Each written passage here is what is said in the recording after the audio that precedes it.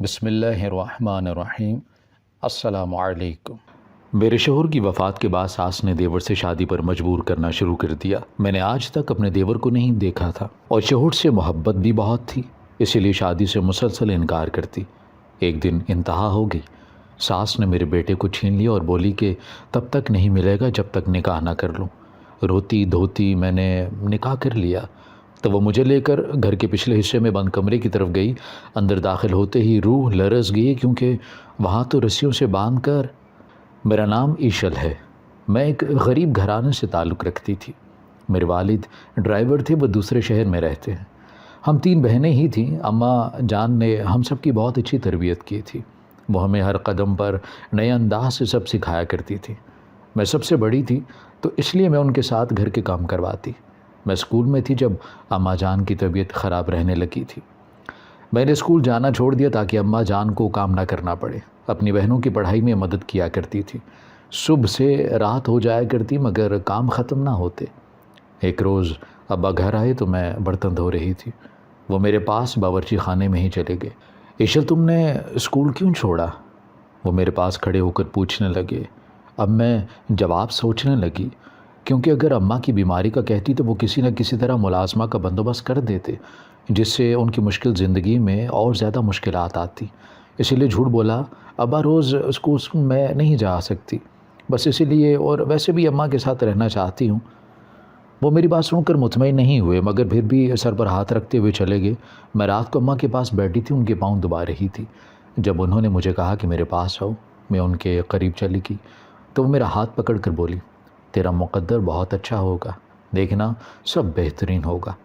انہوں نے محبت سے کہا، جیسے ہر ماں اپنی بیٹی کو کہتی ہے، مگر مقدر ہر کسی کا اچھا ہو یہ ممکن نہیں ہے۔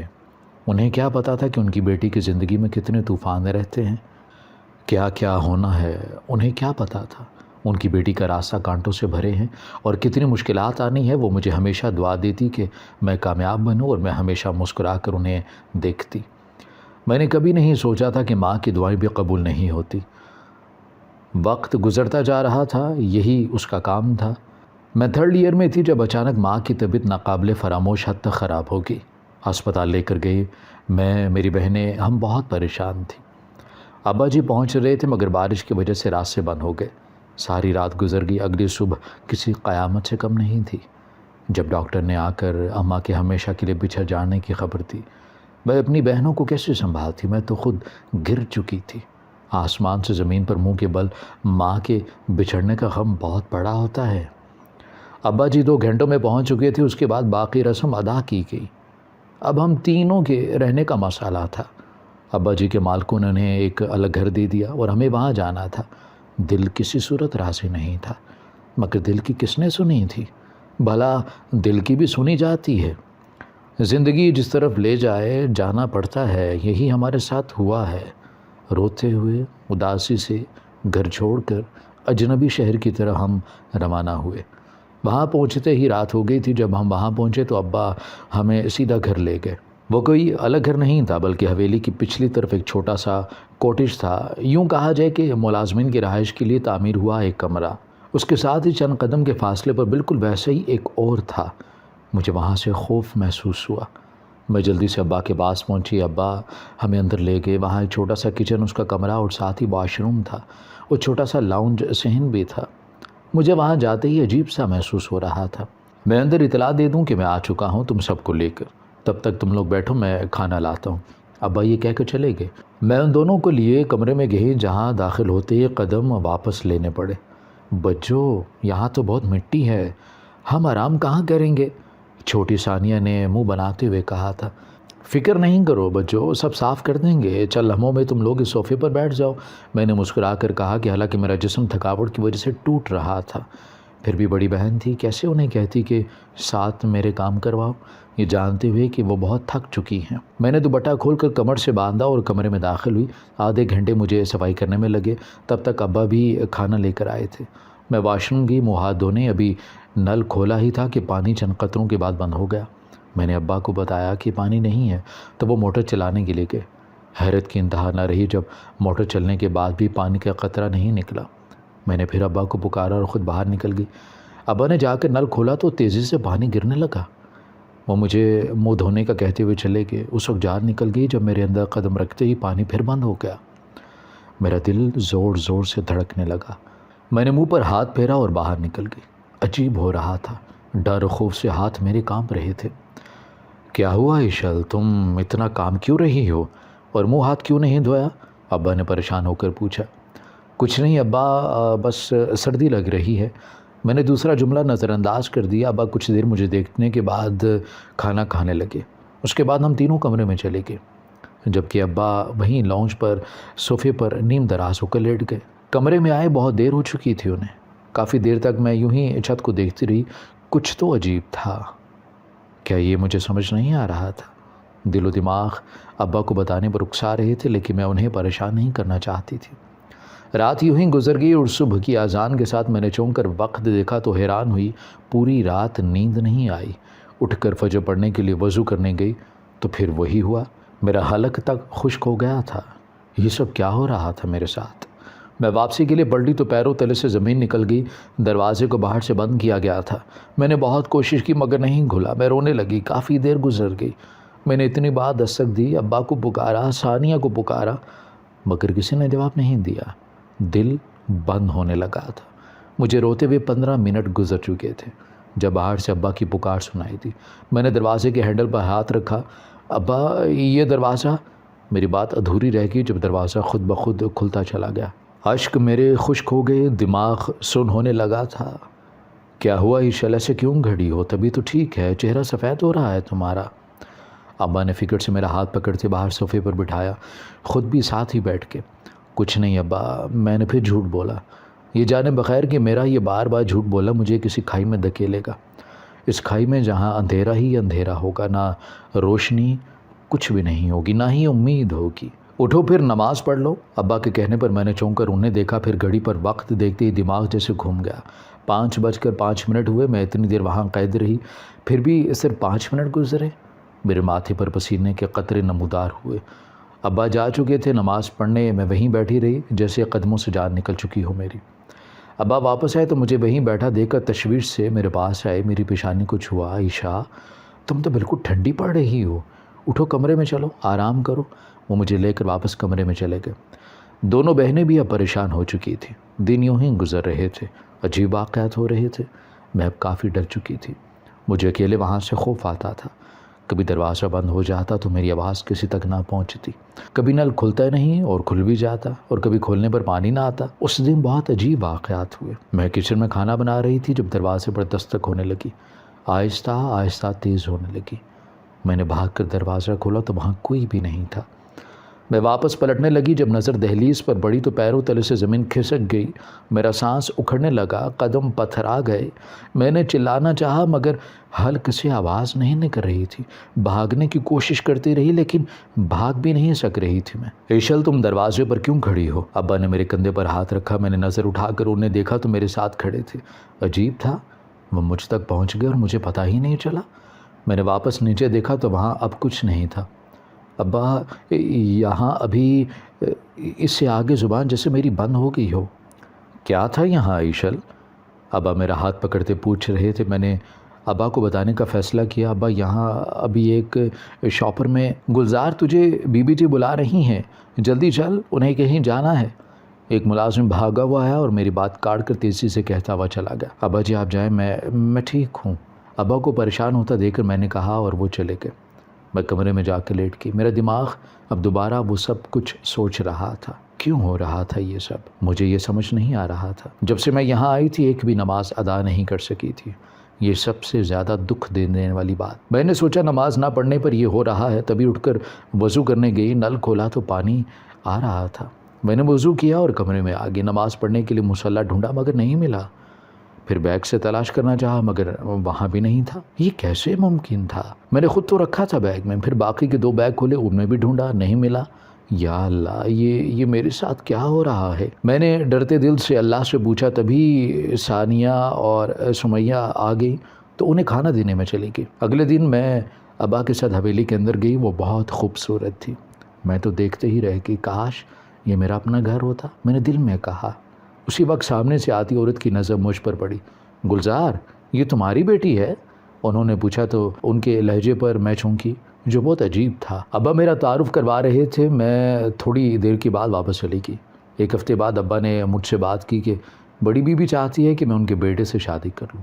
میرے لیے حیران کن تھا، وہ یہ کیسے سوچ سکتی ہیں، کہاں میں کہاں ان کا بیٹا۔ میں کافی مطمئن تھی کہ اس ہفتے کچھ بھی عجیب نہیں ہوا، مگر اس بات نے میرا سکون پل میں غارت کیا۔ اب میں سوچ میں پڑ گئی۔ ابا نے کہا کہ وہ راضی ہیں کیونکہ میری شادی کے بعد وہ سمیہ اور ثانیہ کی تعلیم کا خرچ اٹھائیں گے۔ یہ بات مجھے کچھ ٹھیک نہیں لگی، لیکن کیا کر سکتی تھی؟ بیٹی ہونے کے حق سے میں نے ابا کے فیصلے کا اختیار دے دیا، تو وہ خوشی خوشی میرے سر پر ہاتھ رکھتے ہوئے چلے گئے۔ وہ رات بہت عجیب تھی، میں سو رہی تھی جب عجیب سے شور سے میری آنکھ کھلی۔ وہ شور مسلسل تھا جس نے مجھے جاگنے پر مجبور کر دیا۔ میں نے اٹھ کر بلب روشن کیا، جو نہیں ہوا۔ 2-3 بار کوشش کی مگر ناکام۔ ابا کو پکارتی ہوئی باہر نکلی، جیسے ہی کمرے سے باہر قدم نکالا ڈر سے روح کانپ اٹھی۔ وہاں چاروں طرف آگ تھی۔ میں نے چیخنا شروع کیا۔ ابا ہی نہیں بلکہ سمیہ اور ثانیہ بھی نہیں تھی۔ میں چیخ رہی تھی، کوئی جواب نہیں دے رہا تھا۔ پھر ایک دم پیچھے سے کسی نے میرے ہاتھ پکڑے۔ میں نے پلٹ کر دیکھنا چاہا مگر گردن گھمائی نہ گئی۔ میں خوف سے زرد پڑنے لگی، جسم سے جان جیسے نکل رہی ہو۔ تب آنکھوں کے آگے اندھیرا چھا گیا اور پھر جب روشن ہوئی تو اپنے بیڈ پر تھی۔ ابا میرے پاس بیٹھے تھے، مجھے اٹھتا دیکھ کر میرے قریب ہوئے۔ ایشل تم ٹھیک ہو؟ وہ میرا ہاتھ پکڑتے ہوئے پوچھ رہے تھے۔ میں یہاں کیسے؟ میں نے بامشکل پوچھا۔ تم کچن میں گری ہوئی پڑی تھی، سر پر چوٹ لگی ہوئی تھی۔ ان کے کہنے پر میں نے چونک کر سر پر ہاتھ رکھا، وہاں پٹی بندھی ہوئی تھی۔ میں نے دماغ پر زور دیا کہ یہ چوٹ کیسے لگی، مگر کچھ یاد نہیں۔ اگلے ہی دن اچانک بڑی بیوی اپنے ساتھ کچھ لوگوں کو لیے میرے پاس آئی، ساتھ ہی ابا بھی تھے۔ میں نے حیرت سے ان سب کو دیکھا، باقی کسی کو تو نہیں، البتہ ان میں سے مولوی صاحب کو پہچان کر میں نے ابا کی طرف دیکھا تو وہ میرے پاس آئے، مگر ان کی بات سنتے ہی میری آنکھیں پھٹی کی پھٹی رہ گئی۔ ابا یہ آپ کیا کہہ رہے ہیں؟ مجھے یقین نہیں ہو رہا تھا، مگر میرے یقین کرنے سے کیا ہونا تھا؟ جو وہ سب سوچ چکے تھے وہ ہو گیا تھا۔ چند لمحوں کا کھیل تھا اور سب بدل چکا تھا۔ میں ایشل گلزار سے ایشل شازوے بن چکی تھی۔ کتنا اچانک ہوا تھا یہ سب، مجھے یقین نہیں ہو رہا تھا۔ مجھے بی بی اپنے ساتھ حویلی لے کر چلی گئی۔ چھوٹی سردانی کو چھوٹے سردار کے کمرے میں چھوڑ آؤ، انہوں نے ایک ملازمہ سے کہا تو وہ مجھے ایک کمرے میں لے کر گئی۔ وہ کمرہ بہت بڑا تھا۔ میں نے چاروں طرف دیکھا تو حیران رہ کے، بالکل ٹی وی ڈراموں میں نظر آنے والے محلوں کے کمروں کی طرح تھا وہ۔ سامنے ہی ایک بڑی سی تصویر لگی تھی جو یقیناً شاہزیب کی تھی۔ میں بیڈ پر بیٹھ گئی، نہ جانے کب آنکھ لگی اور کب شاہزیب کمرے میں آئے۔ صبح آنکھ کھلی تو غائب دماغی سے سب دیکھتی رہی، پھر نظر صوفے پر سوئے ہوئے وجود پر پڑی۔ کچھ دیر تک سمجھ آ گیا کہ کیا ہوا ہے۔ اٹھ کر واش روم گئی، آ کر نماز پڑھی اور کافی دیر ہوتی رہی۔ اچانک کندھے پر ہاتھ رکھنے پر اچھل پڑی، پیچھے شاہزیب کھڑے تھے۔ رو کیوں رہی ہو تم؟ نکاح کی وجہ سے۔ تو اتنا برا ہوں میں؟ آخری بات انہوں نے مسکرا کر کہی۔ میں نے نفی میں سر ہلایا تو پھر وہ دوبارہ بولے کہ ویسے ہی میں نے عائشہ سے کہا کہ دیکھو میں سمجھ سکتا ہوں سب بہت اچانک ہوا، میں اس پر شرمندہ ہوں۔ اس کے بعد وہ کافی دیر تک مجھ سے باتیں کرتے رہے، جس سے میں بہت حد تک مطمئن ہو چکی تھی۔ مجھے ڈر لگتا تھا مگر پھر اپنے سسرال والوں کی محبت سے بہت جلد ان سب کے ساتھ گھل مل کے اور ہم سب بہت خوش رہنے لگے۔ اب میرے ساتھ وہ سب حادثات نہیں ہوتے تھے جس پر میں سب بھولنے لگی۔ اس بات سے بے خبر کہ ابھی تو شروعات تھی۔ میری شادی کے کچھ ہی عرصے بعد جب میرے ہاں بیٹے کی پیدائش ہوئی تو سب کو بہت خوشی ہوئی۔ میرا شوہر حد درجہ خوش تھے، مگر یہ خوشی زیادہ عرصہ نہ رہی۔ ابھی 7 مہینے ہی ہوئی تھے کہ ایک دن اچانک ہی مجھے وہ خبر ملی جو میرے لیے قیامت تھی۔ میں لڑکھڑاتی ہوئی بچی تھی، آنسو روانی سے بہنے لگے۔ دل یہ بات ماننے کو انکار ہی تھا، ایسے کیسے ہو سکتا ہے؟ میرا دل بار بار یہی کہہ رہا تھا کہ بہت برا ہوا تھا۔ وہ ایک ایسا ایکسیڈنٹ تھا جسے میں کبھی نہیں بھلا سکی، وہ ایکسیڈنٹ جس سے میرے شوہر کی موت ہوگی۔ میرے ہم سفر نے میرا ساتھ چھوڑ دیا، ان کی موت مجھ پر قیامت کی طرح تھی۔ ہم سفر کا ساتھ چھوٹ جائے وہ بھی ہمیشہ کے لیے، یہ دکھ ایسا ہوتا ہے کہ انسان اس دکھ سے نکل نہیں پاتا۔ میرے لیے اس دکھ سے نکلنا مشکل ترین تھا، کیونکہ میرے شوہر نے مجھے اتنی محبت دی تھی کہ مجھے ہر جگہ وہی نظر آتا، یوں لگتا کہ جیسے مذاق ہو یا کوئی ڈراؤنا خواب۔ میں ہر وقت روتی رہتی، سسکتی رہتی، کسی چیز کا ہوش نہیں تھا، یہاں تک کہ مجھے اپنے بیٹے کی خبر بھی نہیں تھی۔ کمرے میں گم ان کی یادوں کے سحر میں رہتی۔ میرے سسرال میں میری ساس، سسر، دیور اور 2 نندے تھیں۔ دیور کا میں نے صرف سنا تھا، کبھی دیکھا نہیں تھا۔ یہ میرے لیے حیرت کی بات تھی، اور سب سے بڑی بات جو شادی کے بعد میں نے محسوس کی، میرے سسرال میں نہ تو کوئی میرے دیور کا ذکر کرتا اور نہ ہی کوئی اس کی تصویر تھی۔ میں نے کئی بار شاہ زیب سے پوچھا تو انہوں نے ہر بار بات بدل دی تھی۔ میں پہلے بہت پریشان رہی کہ کوئی کیسے اپنی اولاد کو یوں دور رکھ سکتا ہے۔ پہلے مجھے لگتا تھا کہ شاید ان سے کوئی غلطی ہوئی ہے جس کی وجہ سے سب ان سے ناراض ہیں۔ اسی لیے کچھ دن سوچنے کے بعد میں نے گھر میں ان کا ذکر کرنا شروع کر دیا۔ مجھے اس وقت عجیب لگتا جب میرے ذکر پر میرے سسر اٹھ کر چلے جاتے۔ یوں ہی دن گزرنے لگے تھے۔ میں نے بہت دفعہ اپنی نندوں سے بھی بات کرنے کی کوشش کی، مگر وہ بھی شاہ زیب کی طرح بہانہ بنا کر بات کو بدل دیا کرتے۔ اور ساس ان کا تو عجیب حال تھا، وہ ہر بار مجھے ڈانٹنے لگتی۔ ایک بار تو حد ہی ہوئی کہ انہوں نے مجھ پر اسی بات پر ہاتھ اٹھا دیا۔ میں پتھر کی مورت بنی انہیں دیکھتی رہی۔ کوئی کیسے اپنے بیٹے سے اپنے جگر کے ٹکڑے کے ساتھ یہ سب کر سکتا ہے؟ اس سے اتنی نفرت کہ اس کا نام سننا باپ چھوڑ دے، ماں کو بھی ناگوار گزرتا ہو۔ اس دن کے بعد شاہ زیب نے مجھے سختی سے منع کر دیا کہ میں اس بارے میں کوئی بات نہ کروں۔ شاہ زیب کی موت کے بعد میری ساس کا رویہ مجھ سے بدلنے لگا تھا۔ وہ اب کبھی سختی سے ڈانٹ دیا کرتی تو کبھی نرمی سے بات کرتی۔ مجھے حیرت تھی، میری بڑی نند کی شادی ہونے والی تھی، مگر اس کی شادی میں ابھی وقت تھا۔ میری نند ہر وقت مجھے سمجھاتی رہتی، وہ مجھ سے عجیب سی باتیں کرتی جن کی مجھے کچھ سمجھ میں نہیں آتی۔ میں تو ابھی تک یہ ماننے کو انکاری تھی کہ شاہ زیب نہیں ہے، اوپر سے اس کی باتیں میرا دماغ جیسے کام کرنا چھوڑ رہا تھا۔ ایک دن میں نے اپنی ساس اور بڑی نند کو باتیں کرتے سنا۔ میری نند کہہ رہی تھی وقت کے ساتھ مان ہی جائے گی، اماں تو فکر نہ کر۔ مجھے پتہ لگ چکا تھا کہ وہ میری بات کر رہی ہیں۔ تبھی میری ساس بولی، اب کیا ہو سکتا ہے، یوں رونے دھونے سے وہ واپس تھوڑی نہ آ سکتا ہے۔ اس طرح رو کر خود کو ہلکان کر کے یہ خود کو ہی تکلیف دے رہی ہے نا، اپنے بیٹے کا خیال کرتی ہے نہ ہی سسرال کی اس کو پرواہ ہے۔ اگر اسے کچھ ہو گیا تو معصوم بچے کا کیا ہوگا؟ میری ساس دکھ سے کہہ رہی تھی۔ مجھے ان کی باتوں کی سمجھ نہیں آ رہی تھی۔ سمجھ تو تب آئی جب آدھی رات کو میرے بیٹے کی طبیعت خراب ہو گئی۔ میری لاپرواہی کی وجہ سے وہ بیمار ہو گیا تھا۔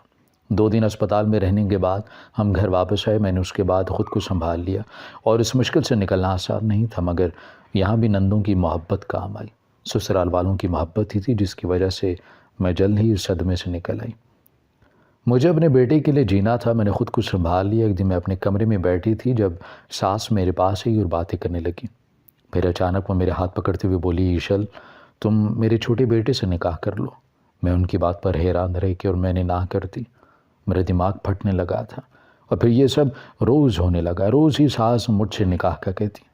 پہلے سب عام لہجے میں تھا، پھر سخت لہجہ ہونے لگا تھا۔ میں ہر بار منع کر دیتی، یہ کیسے کر سکتی تھی؟ میں نے شاہ زیب سے دل سے محبت کی تھی، اور ویسے بھی کبھی دیکھا نہیں تھا۔ نہ جانے کیسا انسان تھا وہ جس کے بارے میں بات باپ تو دور ماں بھی نہیں کرتی تھی۔ کافی دن گزر گئے، ساس نے کوئی بات نہیں کی۔ میں حیران بھی تھی اور خوش بھی، اسی لیے کچن میں کھڑی اپنے بیٹے کے لیے دلیا بنا رہی تھی جب ساس میرے پاس آئی۔ میں آخری بار پوچھ رہی ہوں، ایشل تم نکاح کرو گی یا نہیں؟ ان کے سوال پر میں نے ان کی طرف دیکھا تو ان کے پاس اپنے بیٹے کو دیکھ کر پہلی بار میرا دل بند ہوا تھا۔ میں منع کر چکی ہوں آپ کو، میں نے سخت لہجے میں کہا۔ اسی وقت انہوں نے میرے بیٹے کو ایک ملازم کے حوالے کیا اور اسے کچھ کہنے لگی۔ ان کی بات سن کر میرے پیروں تلے سے زمین کھسک گئی۔ نہیں پلیز نہیں، میں نے اس کی طرف بڑھتے ہوئے کہا، مگر آج سے ہی میں ساس نے مجھے پکڑ لیا۔ میری آنکھوں کے سامنے میرے بیٹے کو مجھ سے دور لے کے اور بے بسی سے میں دیکھتی رہ گئی۔ 2 دن گزر گئے، میں نے اپنے بیٹے کو نہیں دیکھا تھا۔ تھک ہار کر ہاتھ جوڑے مگر ان پر کوئی اثر نہیں ہوا، اور ایک ہی رٹ لگا رکھی تھی، انہوں نے نکاح کرو۔ مجبوری میں مجھے نکاح کرنا پڑا۔ میرے نکاح کے بعد وہ مجھے پچھلی طرف لے گئی۔ جیسے میں اس گھر نما کمرے کے قریب ہو رہی تھی ویسے ڈر و خوف سے جسم میرا لرزنے لگا تھا۔ ایک گھر میں اپنی فیملی کے ساتھ رہا کرتی تھی، دوسرے میں وہ مجھے لے کر گئیں۔ دروازے کے پاس کھڑے ہو کر انہوں نے وہ تالا کھولا جسے کھلتے ہی میں نے پہلے کبھی نہیں دیکھا تھا۔ دروازہ کھلتے ہی جان نکل گئی۔ سامنے رسیوں میں بندھے وجود کو دیکھ کر وہ تو شاہ زیب تھا، ہاں وہ شاہ زیب ہی تھا۔ میں بھاگ کر اس کے قریب گئی، مگر اس کے پاس پہنچنے سے پہلے ہی ساس نے مجھے پکڑ لیا۔ یہ شاہ زیب نہیں ہے۔ ان کی بات پر میں نے اجنبی سے انہیں دیکھا تو وہ بتانے لگی کہ ان کی داستان کچھ یوں تھی۔ میرے 2 جڑواں بیٹے تھے، ایک شاہ زیب اور دوسرا شاہ زین۔ شاہ زین 3 سال کا تھا جب اس پر سایہ پڑ گیا اور وہ اپنا آپ کھونے لگا۔ یہ بات اس حد تک بڑھ چکی تھی کہ وہ سب پر وار کرنے لگا۔ ایک عالم نے اس کا علاج کرنے کی کوشش کی مگر ناکام رہا۔ اس نے اسی چھوٹے سے گھر میں اس کو قید کر دیا۔ پھر ایک اور عالم نے علاج شروع کیا تو کچھ عرصے بعد انہوں نے کہا کہ اس کا نکاح کر دو کسی ایسی عورت سے جو ایک بیٹے کی ماں ہو، پھر وہ ٹھیک ہو سکتا ہے۔ اسی لیے شاہ زیب کی شادی انہوں نے مجھ سے کی اور پھر ایک بیٹے کی پیدائش کے بعد شاہ زیب ملک سے باہر چلا گیا اور دھوکے سے طلاق کے پیپرز مجھ سے سائن کروا لیے۔ پھر وہ سب ڈرامہ کیا۔ یہ سب سن کر میں پتھر کی ہو چکی تھی۔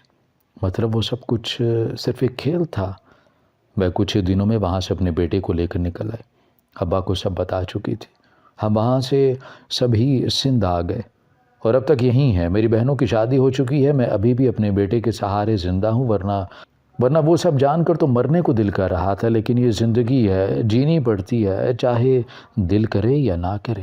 ہماری ویڈیو اگر آپ کو پسند آئی ہے تو ضرور لائک کیجئے، اپنی رائے دینا چاہیں تو کمنٹس کیجئے، اچھی لگے تو شیئر کیجئے۔ اس کے ساتھ ساتھ اگر آپ نے ہمارا چینل سبسکرائب نہیں کیا تو ضرور کیجئے اور بیل آئیکن پر لازمی کلک کیجئے تاکہ ہماری ہر آنے والی ویڈیو آپ تک بر وقت پہنچ سکے۔